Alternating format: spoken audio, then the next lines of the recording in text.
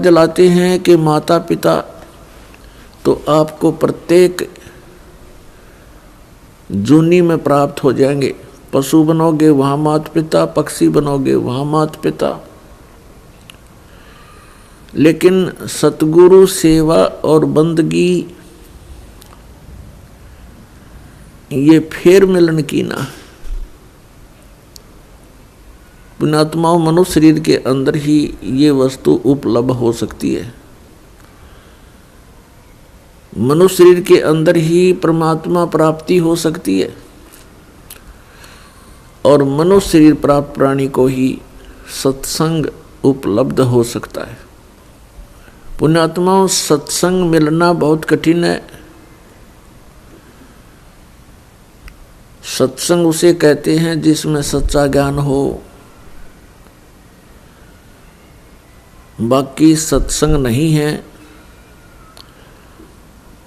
जिनके ज्ञान ऐसे बच्चों जैसे हैं तो क्या वो संत सत्संग करते हैं? जो अभी तक परमात्मा को निराकार बताया करते थे, क्या वो सत्संग करते हैं? वो झूठ बोला करते थे। अभी तक जो ब्रह्मा विष्णु महेश के माता पिता कहते थे इनके कोई माता पिता नहीं है, इनकी जन्म मृत्यु नहीं होती, तो क्या वो सत्संग किया करते? जो संत ये बताते हैं सतलोक में प्रकाश ही प्रकाश है, भगवान है ही नहीं, आत्मा उसमें जाकर के ऐसे लीन हो जाती है जैसे बूंद समुद्र में, तो क्या वो सत्संग किया करते? वो हमारा जीवन नष्ट करते थे और अपना भी जीवन बर्बाद किया करते थे, तो वो सत्संग नहीं थे। और भोले श्रद्धालु उनके द्वारा दिए गए वचनों को सत्संग जानकर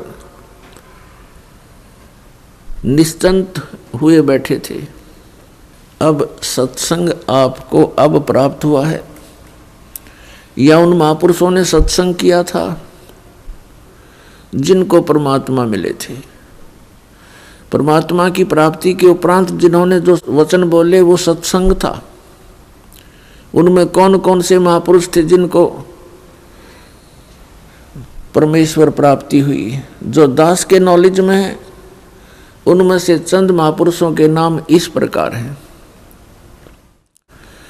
आदरणीय धर्मदास साहिब जी, आदरणीय मुल्कदास साहिब जी, आदरणीय नानक साहिब जी, आदरणीय दादू साहिब जी, आदरणीय गरीबदास साहिब जी, गांव छुडानी, जिला झज्जर, हरियाणा वाले, आदरणीय गीसादास साहिब जी, गांव खेखड़ा, जिला मेरठ, उत्तर प्रदेश वाले।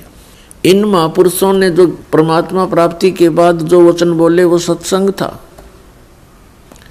और इनके अतिरिक्त जो वचन इन महापुरुषों की वाणी से मेल नहीं खाते वो सत्संग नहीं है। अब इन महापुरुषों ने क्या बताया है?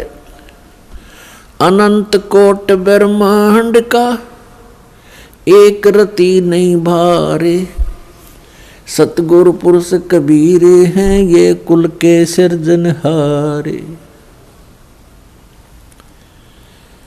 ना सतगुरु जननी जने उनके माने बापे, पिंड ब्रह्मंड से रहित हैं नावा तीनों तापे। परमात्मा स्वयं भी आकर के क्या बताते हैं कि चारों युग में संत पुकारे, कूक कहा हम हेल रे, हीरे माणिक मोती बरसे ये जग चुगता डेल रे। पुण्यात्माओं, परमात्मा के गुणों में, परमात्मा की लीला में जो सदग्रंथों में वर्णित है, स्पष्ट किया हुआ है कि वो परमात्मा ऊपर सतलोक में रहता, सचखंड में। संत भाषा में उसको सचखंड कहते हैं और वेद भाषा में उसको रतधाम बोलते हैं। रतधाम मीन सतधाम, सतलोक कहो, सतधाम कहो। संत भाषा में परमात्मा की उपाधि सतपुरुष, अकाल मूर्त, शब्द स्वरूपी राम, आदि से कहा जाता है।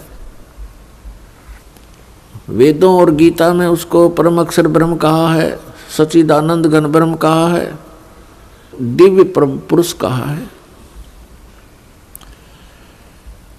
वो परमात्मा हम सब के पिता है। हम अपनी गलती से काल के जाल में फंस गए हैं। वो दयालु हमारे लिए फिर भी भटक रहे। पुण्यात्माओं, अब समय आ गया है, बहुत सतर्क होना पड़ेगा आपको। असंख्य जन्म हो गए आपको इस काल के लोक में कष्ट पर कष्ट उठाते हैं। उसके विषय में बताते हैं, कोटि जन्म तो भरमत हो गए, कुछ ना हाथ लगा रे। और कुकर सुकर खरबा बोरे, कौआ हंस बुगारे। कोटि जन्म तू राजा की, न मिटी न मन की आशा। भिक्षुक ओ के दर दर घूम लिया, ये मिला ना निर्गुण रासा। इंद्र कुबेर ईश की पदवी, ब्रह्मा वर्ण धर्मराया। विष्णु नाथ के पुर को जाके तू फिर भी वापस आया। असंग जन्म तन मरत्या हो गए, जीवित क्यों ना मरे रे। और 12 मद मैल मठ बोरे, बहुर न दे धरे रे।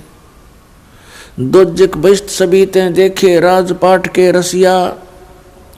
3 लोक से तरपत नाही, ये मन भोगी खसिया।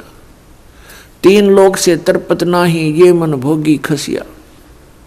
सतगुरु मिले तो इच्छा मेटे, पदमल पदे समाना। चल अनसा उस लोक पठाऊं, जो आदि अमर अस्थाना। 4 मुक्ति जहाँ चंपी करती, माया होरी दासी। दास गरीब अभय पद पर से, वो मिले राम अविनाशी। पुण्यात्माओं, आप बिल्कुल बालक हो। काल ने आपकी बुद्धि को इतना सीमित कर दिया, जैसे संतों को हम ऐसे नजर आते हैं जैसे एक भैंस का बच्चा मर जाता है तो व्यापारी लोग क्या करते हैं, उसके खाल उतरवा लेते हैं बालों समेत, और उसको साफ करके उसके अंदर भूस भर देते हैं, भूस, और ऊपर से चमार से उसको सिलवा लेते हैं। एक पूंछड़ सी लटकती रहती है, और उस भैंस के सामने उस बुत को, उस कार्टून को रख देते हैं, और उसको चाटती है, उसको प्यार करती है, उसको अपना बच्चा मान लेती है।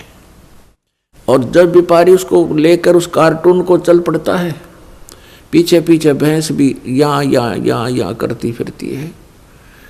अब उसकी बुद्धि इतनी काम नहीं कर रही कि इसमें भूस भर रखा, चाम लपेट रखा, ये तेरा बच्चा नहीं है। तो उन महापुरुषों ने जिनको परमात्मा मिले और सचखंड के दर्शन हुए, उन्होंने हम ऐसे नजर आते हैं कि इस हार्ड मांस इसके अंदर भर के ऊपर चाम लपेट दिया और ये बता दिया, ये तेरा बेटा या तेरी बेटी, इस तरह तुम्हारा परिवार बना दिया।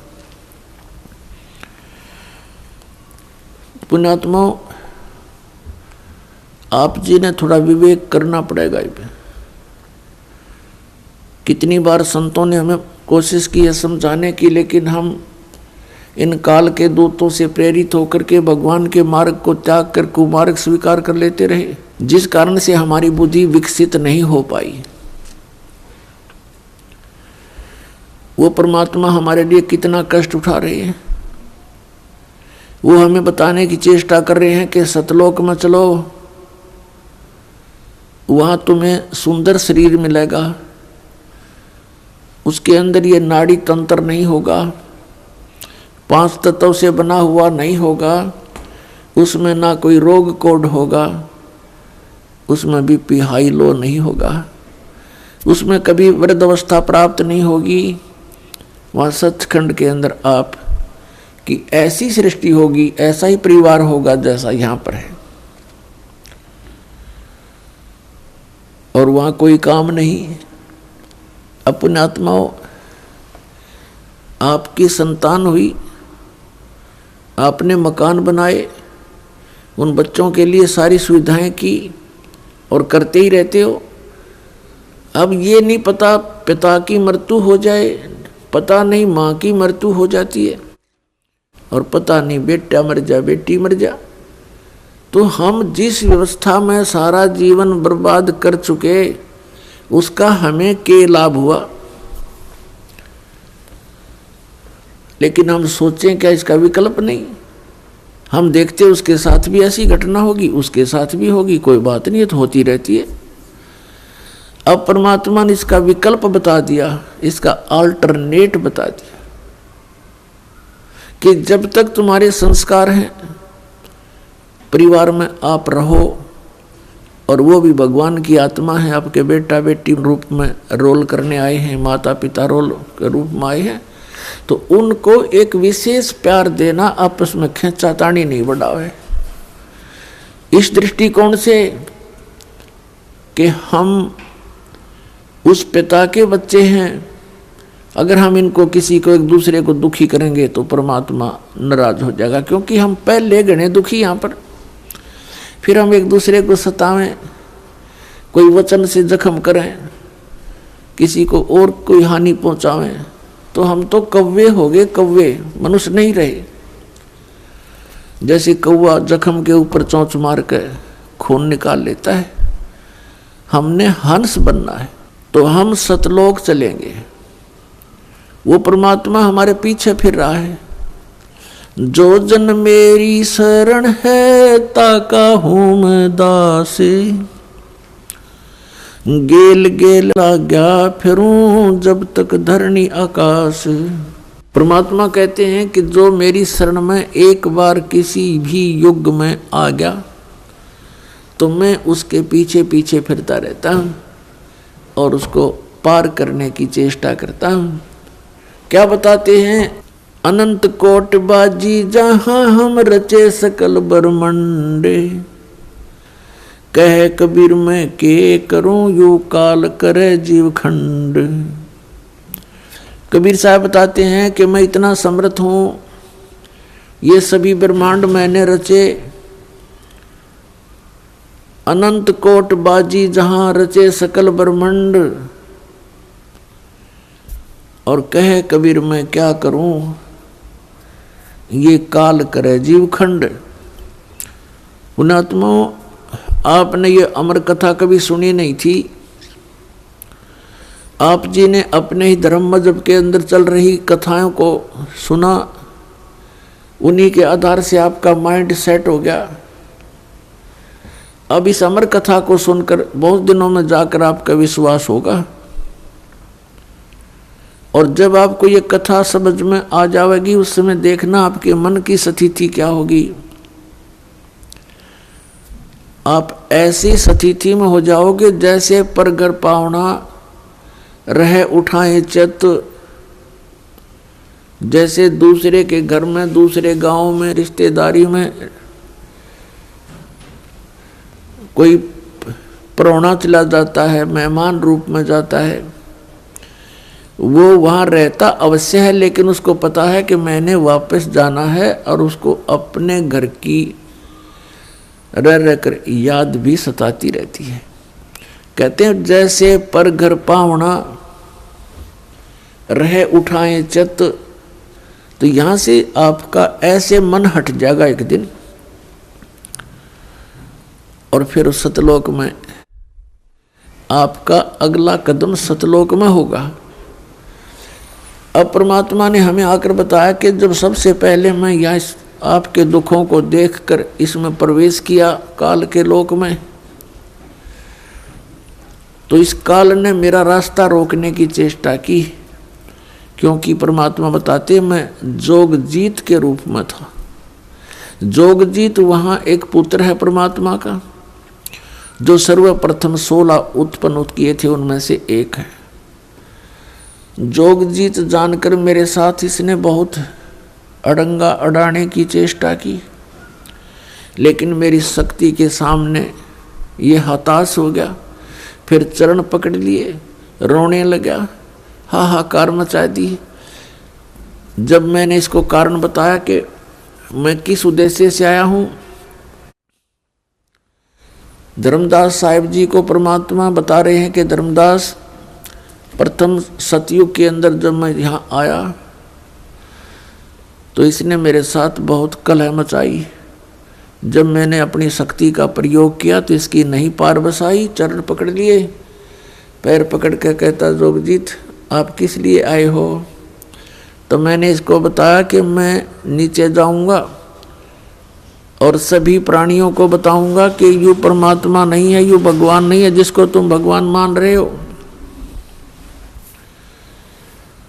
और एक ऐसा मंत्र दे के आऊंगा, सतनाम, सच्चा नाम, उसका जाप करने वाले प्राणी को तू रोक नहीं पाएगा। और सभी को बताऊंगा कि तुम यहाँ के रहने वाले नहीं हो। तूने इन सब को नशा करवा दिया, तीनों गुणों से एक एक इंजेक्शन लगवा दिया इनको। तो ये चिंतित हो गया। इसने कहा कि हे भगवान, मुझे श्राप लगा हुआ है 1 लाख जीव आहार करने का। यदि आप इन सब को ले जाओगे तो मेरा क्या होगा। परमात्मा ने कहा कि अब मैं इनको नहीं छोड़ूंगा, तेरा हो या ना हो। फिर इसने प्रार्थना की, प्रभु कोई बात नहीं, मेरी कुछ और समस्याएं हैं, उनका समाधान कर दीजिए और वचनबद्ध होकर के मुझे आशीर्वाद दीजिए। परमात्मा ने कहा, धर्मदास मैंने वचनबद्ध होकर के इससे कहा कि बोल क्या मांगता है। इसने कहा कि परमात्मा 3 युगों में जीव थोड़े ले जाना, चौथा युग जब कलयुग आवे तब तव शरण जीव बहु जावे। ऐसा वचन हर मोय दीजे, तब तुम गवन संसार ही कीजिए। तो मैंने इसको कह दिया ठीक है, तथास्तु, कि ऐसा ही होगा। फिर इसने एक प्रार्थना और की थी कि परमात्मा जबरदस्ती ना करना हे बड़े भाई, क्योंकि जोगजीत रूप में खड़े थे परमात्मा और ये भी उन्हीं का भाई है। परमात्मा से, कबीर से उत्पत्ति हुई इस काल की ज्योति निरंजन की। और इसने कहा कि हे प्रभु, ए बड़े भाई, जबरदस्ती ना करना। जो आपके ज्ञान को स्वीकार करे वो आपका, और हमारे ज्ञान को स्वीकार करे वो हमारा। आप ज्ञान दे करके अपना बनाना, बाई फोर्स ना करना। वो तो मालिक को पता। अब यहाँ प्रश्न उठता है पुण्यात्माओं बहुत सी, क्योंकि हमारे अंदर बहुत युगों से ये अज्ञान ठुका हुआ है, भरा हुआ है खचाखच। ये सच्चे ज्ञान को टिकने नहीं देता। ना जाने कितनी शंकाएं उत्पन्न होती हैं। एक शंका तो ये उत्पन्न होगी कि भाई भगवान ने जानी जान, कहते हैं परमात्मा जानी जान है, अंतर्यामी है, सर्वज्ञ है, फिर क्या उनको पता नहीं था ये ऐसे ऐसे वचन मांगेगा। इसको वचन ना देते सतयुग में ही हमें वापस ले जाते। तो ये तो पुण्यात्मा मन की बकवाद हैं, इस तरह के विचार जो जिसके अंदर आते हैं। हम सतलोक में रहा ही करते। यदि हम ऐसे टिकने वाले होते तो पहले ही ना वहीं रहा करते थे। आवश्यकता ही नहीं थी हमें यहाँ आने की, फिर भगवान को यहाँ दुख उठाने की हमारे लिए। परमात्मा को पता था कि सतयुग त्रेता द्वापर में ये प्राणी दुखी नहीं होता। पुण्यकर्मी प्राणियों को मनुष्य जीवन मिलता है सतयुग त्रेता द्वापर में, जिनके बहुत घने पुण्य होते हैं और वो सभी साधना भी करते हैं, मनमुखी साधना करते हैं, शास्त्र विधि त्याग कर भी साधना करते हैं। उनसे सिद्धियां प्राप्त अवश्य हो जाती हैं और उनके पूर्व प्रारब्ध कर्मों के आधार से, किस्मत में लिखे हुए पनों के आधार से उनको सुख होता है, शरीर स्वस्थ होता है। सतयुग में पिता से पहले पुत्र की मृत्यु नहीं होती, जो सबसे बड़ा जख्म होता है पिता के लिए। और पत्नी से पहले पति की मृत्यु नहीं होती, जो पत्नी के लिए बहुत बड़ा दुखदाई होता है। और बहुत लंबी आयु होती है, शरीर स्वस्थ रहता है, आहार बहुत ही अच्छा होता है, तो इस प्रकार जब पिछले पुण्यों से उसको लाभ होता रहता है, साधना गलत करता रहता है, पाप इकट्ठे होते जाते हैं, पुण्य अक्षीण होते रहते हैं, फिर उसका जन्म त्रेता में होता है। त्रेता में भी ऐसी सती थी लगभग रहती है।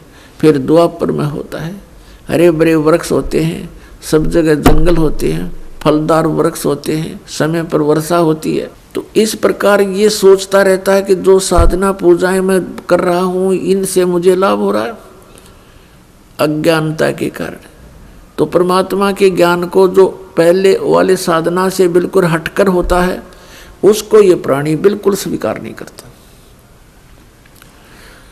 अब कलयुग के अंदर ये प्राणी बिल्कुल कर्महीन हो जाता है, पापों की गठड़ी बांध लेता है और पुण्य इसके पास रहते नहीं।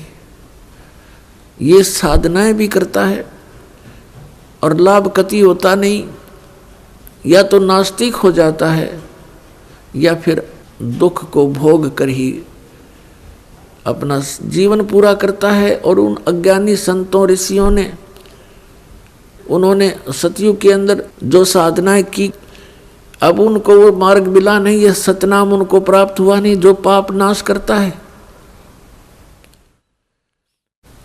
और जिस कारण से उन्होंने अज्ञान सिद्धांत बनाकर समाज में प्रवेश कर दिया कि कर्म तो भोगना ही पड़ता है, प्रारब्ध में लिखा हुआ तो भोगना ही पड़ता है, इसको कोई चेंज नहीं कर सकता, इसमें कोई परिवर्तन नहीं हो सकता। तो पुण्यात्माओं, हम परमात्मा की खोज इसलिए करते हैं, परमात्मा को इसलिए खोजते हैं कि हमारे जीवन में कोई कष्ट आवे तो वो टल जावे और हमारा कल्याण। कल्याण की तो बहुत बाद में समझ में आती है, पहले तो यही रहता है कि मेरे बच्चे सुखी रहें, मैं स्वस्थ रहूं, कोई ऐसी दुर्घटना मेरे जीवन में ना घटे जो मुझे पीड़ादायक हो। इसलिए हम परमात्मा की खोज में संतों के पास जाते हैं और ये भी हमें मालूम है कि संतों के पास ही उसका समाधान होता है। और ये भी हम सुना करते कि परमात्मा ना जाने किस बेस में आ जा, तो वो परमात्मा कबीर साहब है, वो ना जाने क्या रूप बना करके और कब कहाँ प्रकट होता है और हमारे लिए भटकता रहता है, हमें समझाने की चेष्टा करता है कि तुम इस झूठे सुख को सुख कहे ये मान रहा मनमोद, ये सकल चबीना काल का कुछ मुख में कुछ गोद।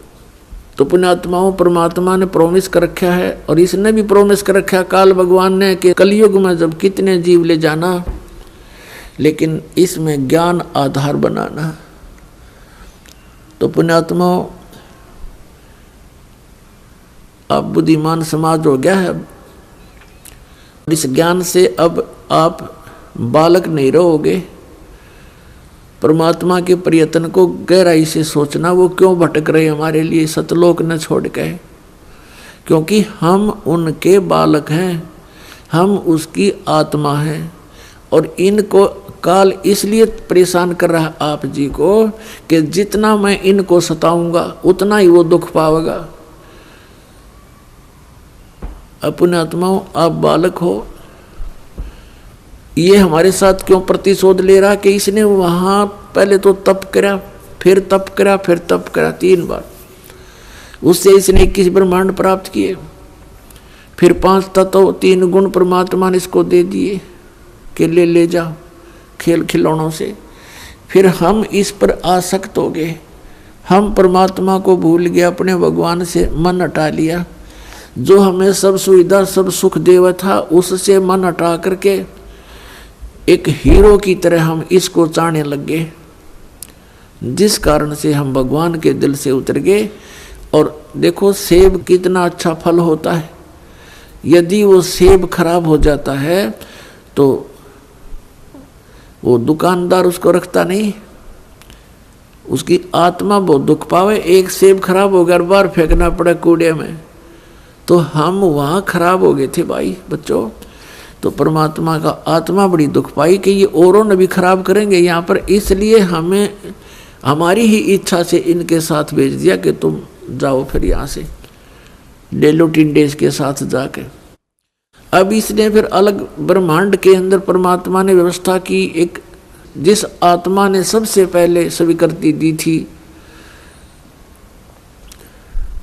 इस काल के साथ आने की, उसको एक लड़की रूप बनाया जिसको अब दुर्गा कहते हैं।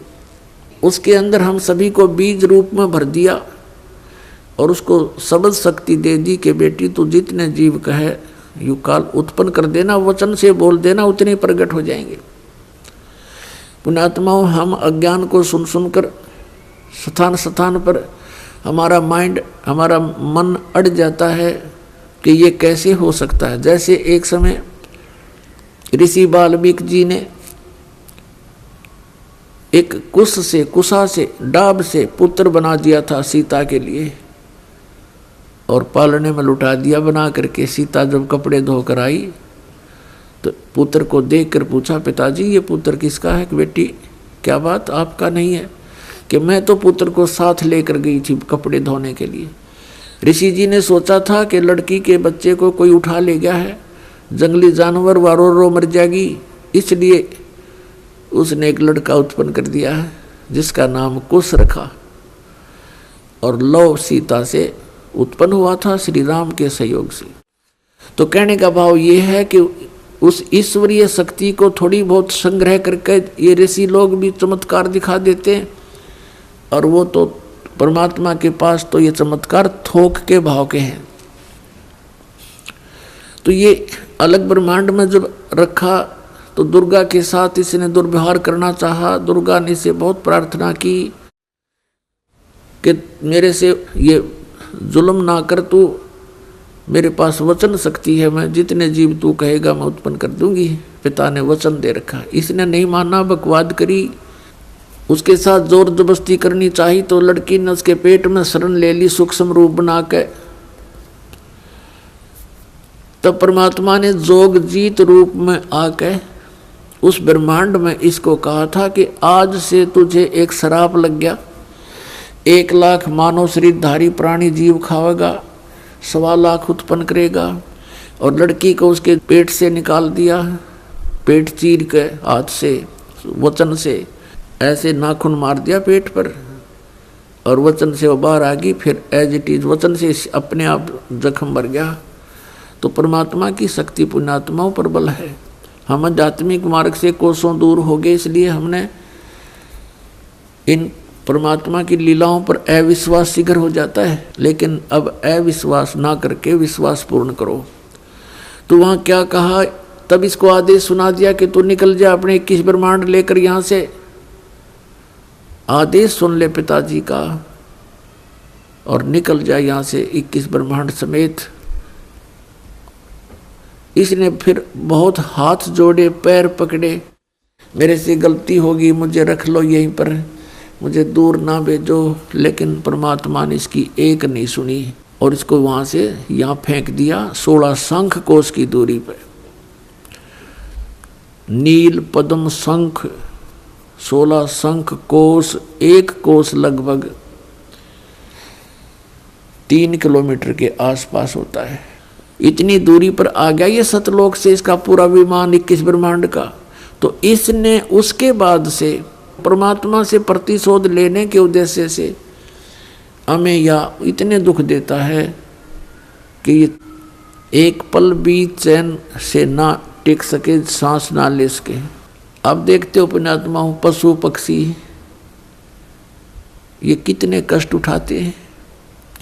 आप देखते हो मनुष्य जीवन में कोई सुखी है? इस झूठे सुख को सुख मान बैठे हैं हम।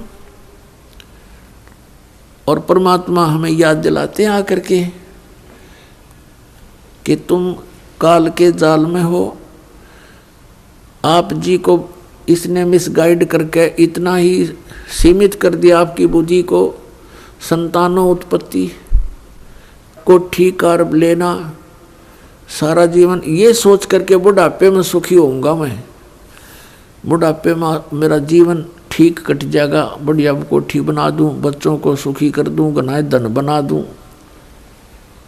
अपने आत्मा बुढ़ापे तक, पहली तो ये बात है कि बुढ़ापे तक आप रहोगे कि ना रहोगे, वृद्धावस्था तक। और वृद्ध अवस्था होने के बाद फिर सुख कहाँ से? वृद्ध अवस्था में सपने में भी सुख नहीं है। तो हमारी सारी ही सोच इस टाइप की थी जो हमें केवल दुख दे सकती है, सुख नहीं। बुढ़ापे में कभी तो जाड़ पड़वानी, कभी आंख बनवानी, और कभी कोई बच्चा कुछ बोल रहा है, कोई पुत्र वधू कुछ कह रही है, कहीं पौत्र को कोई गड़बड़ होगी, कहीं पौत्री का गड़बड़ होगी, कोई देवता मर गया, कोई देवती मर गई। तो ये सब कष्ट उस व्यक्ति को होते हैं जो वृद्ध अवस्था प्राप्त कर चुका है। और सोचा नहीं होता बुढ़ापे में सुखी हो जाऊंगा, इब तो धंधा करके बच्चा न पाल पोष दूं। तो पुण्यात्मा बुढ़ापे में तो जिए जानेगा जैसा सुख होगा तुम्हें। तो इसलिए परमात्मा हमें याद दिलाते हैं कि जिस प्रोसेस में आप अपना सारा जीवन न्यौछावर किए बैठे हो, ये आपकी महाभूल है। इसके साथ साथ और भी कार्य आपका एक अनिवार्य है, वेरी इम्पोर्टेंट है। उसको तो आपने शुरू ही नहीं किया। अब जैसे हम देखा करते थे, बुजुर्ग आपस में बैठ कर बतलाया करते थे, क्या कहते थे, और भाई कुशल हो? तो वो कहता था मौज हो रही है, कत्ती ठाठ हो गए, 2 बेटे थे 2 बेटी, सबका विवाह कर दिया, पुत्र पर भी पुत्र हो गया, पुत्रियों पर भी पुत्र हो गए, और बस मेरा तो जीवन सफल हो गया। अब बेशक उठा ले भगवान मने, मुझे बेशक उठा ले परमात्मा, मेरा काम पूरा हो गया। अब इस तत्व ज्ञान की रोशनी में पता चला कि खाक पूरा हो गया तेरा समय, जीवन कहाँ से सफल हुआ? जीवन तो बर्बाद हो गया आपका। और जो कुछ भी आपको प्राप्त हुआ ये तो पूर्व प्रारब्ध में आपका लिखा हुआ था, आपका किया हुआ नहीं, आपका चाहा हुआ नहीं। जैसे संतान होते ही एक ऐसी हमारी मन में काल ने ऐसी प्रेरणा कर रखी है कि हे भगवान बच्चा हो और पुत्र हो, पहला पुत्र हो फिर पुत्री वैश्यक हो जा। ऐसी टेंडेंसी श्लोक वेद से हमारी बनी हुई है जो बिल्कुल व्यर्थ है। अब विवाह हुआ, प्रथम लड़की होगी, फिर सोचा ये भगवान दूसरा तो पुत्र होना चाहिए, दूसरी भी कन्या होगी, फिर कहा हे भगवान तीसरा तो पुत्र हो, तीसरी भी कन्या होगी, चौथी आशा पुत्र की थी, चौथी भी कन्या, पांचवी भी कन्या होगी। तो क्या आपका किया हुआ या आपका चाहा हुआ? नहीं, जो आपकी किस्मत में था वही आपको मिला। तो आप कहते हो कि मेरा जीवन सफल हो गया, ये तो आपका होना ही था। आपने जो इस जीवन में एक इम्पोर्टेंट कार्य और करना था, अनिवार्य कार्य करना था, वो तो तुमने स्टार्ट भी ना किया। इसकी याद दिलाने के लिए परमात्मा सतलोक से आते हैं। यहाँ के भगवान और यहाँ के ये संत हमें केवल इस माया में ही डबोते हैं, इसी में डालते हैं, हमारे को बाहर निकाल नहीं सकते क्योंकि इनकी पावर नहीं। वो तो स्वयं आते हैं या अपने ही संत बना करके यहाँ भेजते हैं, अपनी भक्ति शक्ति से चार्ज करके भेज देते हैं, और फिर वो संत ये काम किया करते हैं। नहीं, आम संत की कोई औकात नहीं जो काल के सामने इस प्रकार का कोई कदम उठा ले। अब क्या बताते हैं परमात्मा, हम सुल्तानी नानक तारे दादू को उपदेश दिया, जात जुलाहा भेद न पाया वो काशी माहे कबीर हुआ। गोता मारू स्वर्ग में जा बैठूं पाताले, गरीबदास ढूंढता फिरूं अपने हीरे मोती लाले। परमात्मा कबीर साहब कहते हैं कि गोता मारूं स्वर्ग में और जा बैठूं पाताल, कह कबीर ढूंढता फिरूं अपने हीरे मोती लाल। अब जैसे आपको कल सत्संग के अंदर दिखाया था, रूबरू करा था उन पवित्र सदग्रंथ वेदों से। उसमें क्या लिखा कि परमात्मा ऊपर ध्युलोक यानी तेजो में शरीर में और तेजो में लोक में राजा के समान विराजमान है, और वहां से गति करके नीचे आता है और बहुत अत्यंत गतिशील पदार्थ के समान, जैसे आकाशीय बिजली गिरती है नीचे बहुत स्पीड से, ऐसे परमात्मा सतलोक से गमन करके चल के यहाँ आते।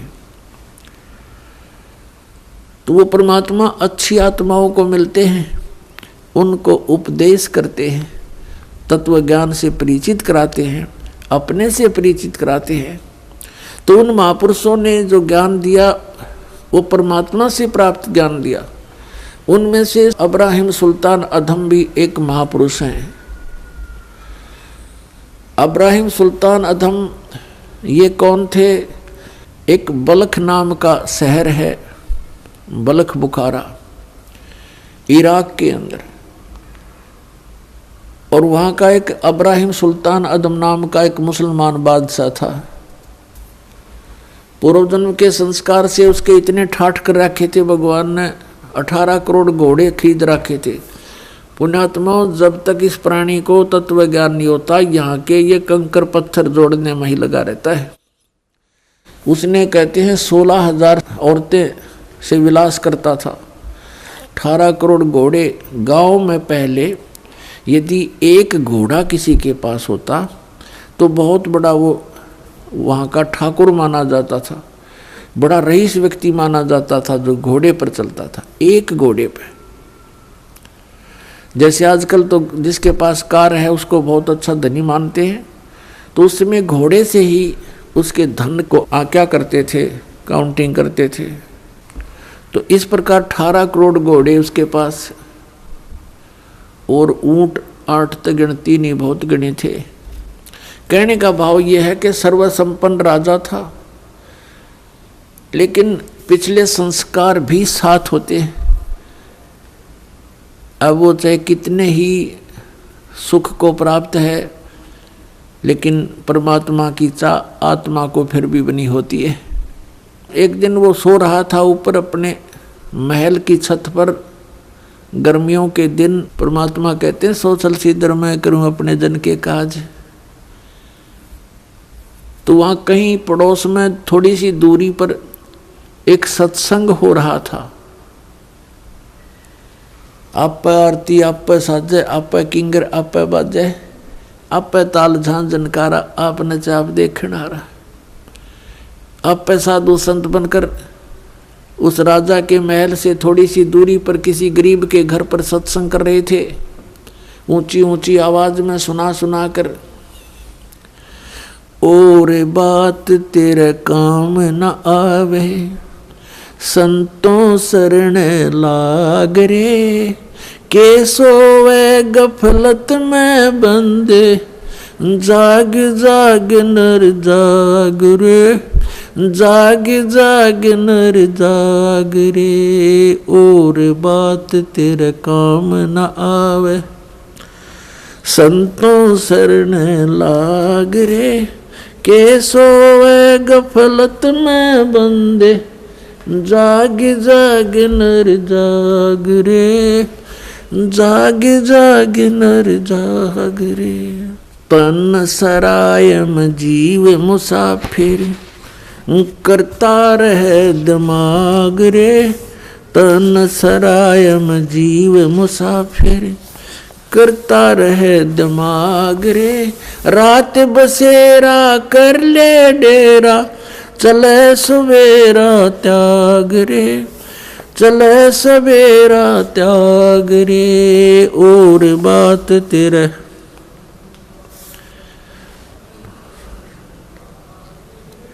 के सोए गफलत में बंदे, जाग जाग नर जाग रे, जाग जाग नर जाग रे। इस तन सरायम जीव मुसाफिर, करता रहे दिमाग रे, इस तन सराय में जीव मुसाफिर करता रहे दिमाग रे। रात बसेरा कर ले डेरा चले सवेरा त्याग रे, चले सवेरा त्याग रे। और बात तेरे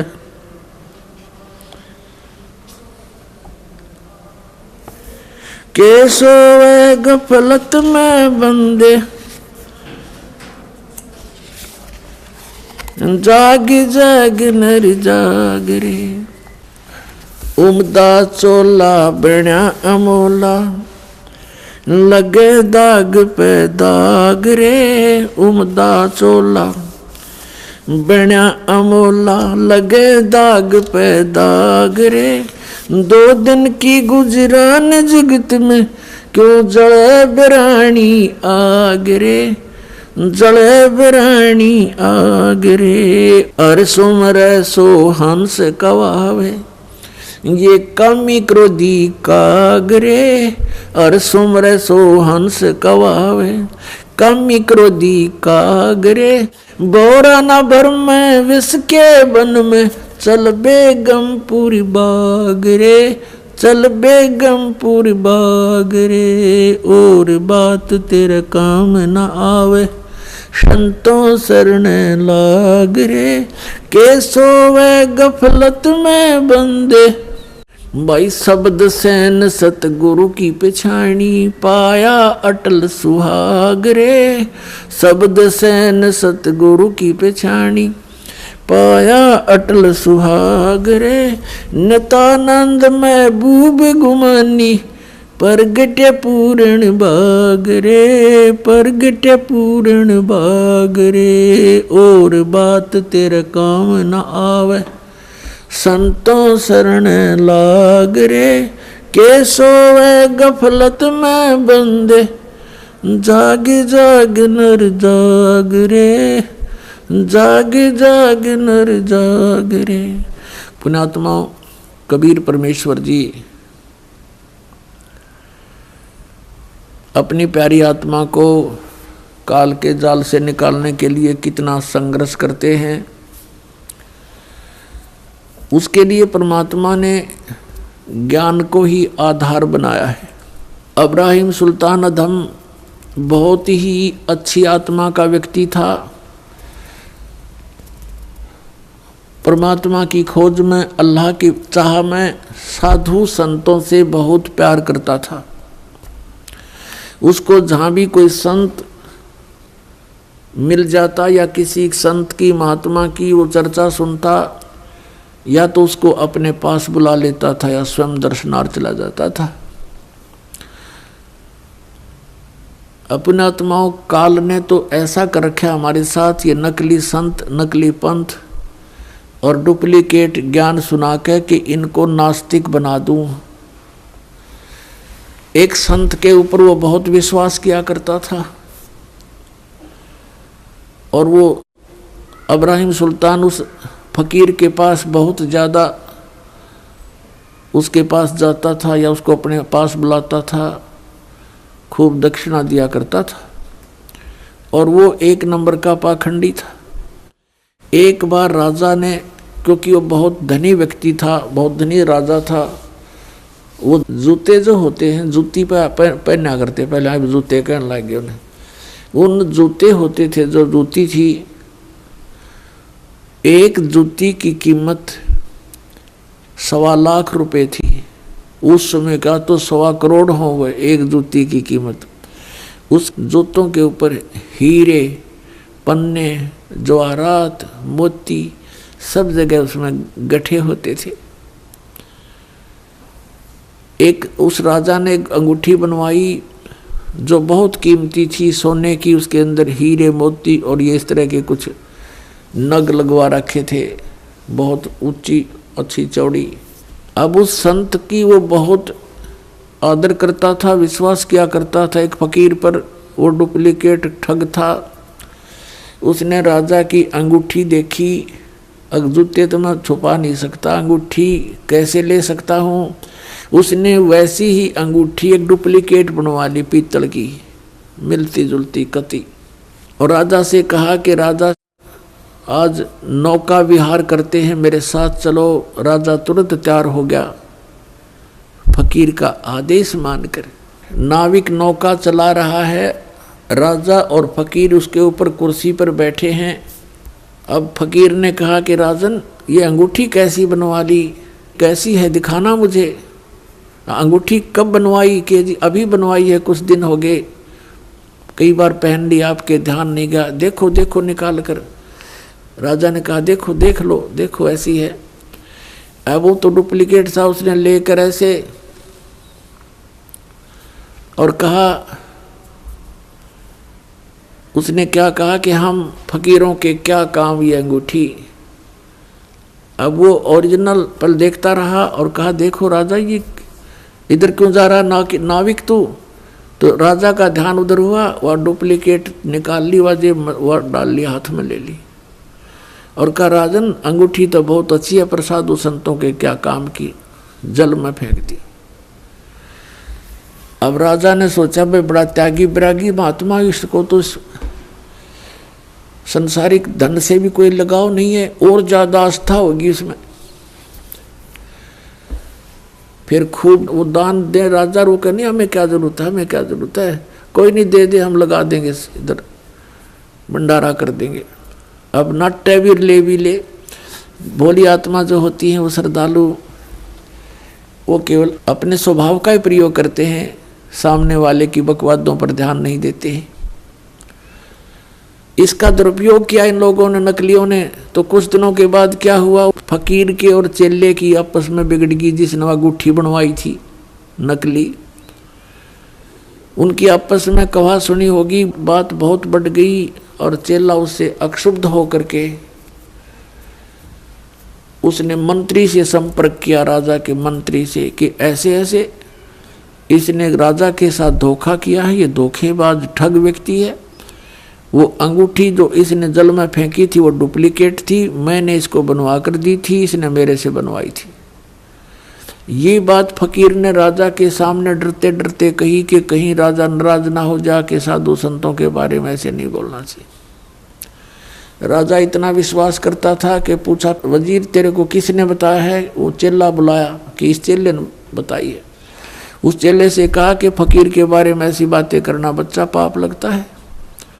उसने कहा जी मैं कसम खाकर कहता हूँ ये निकम्मा आदमी है, ये भक्त नहीं है, संत नहीं है।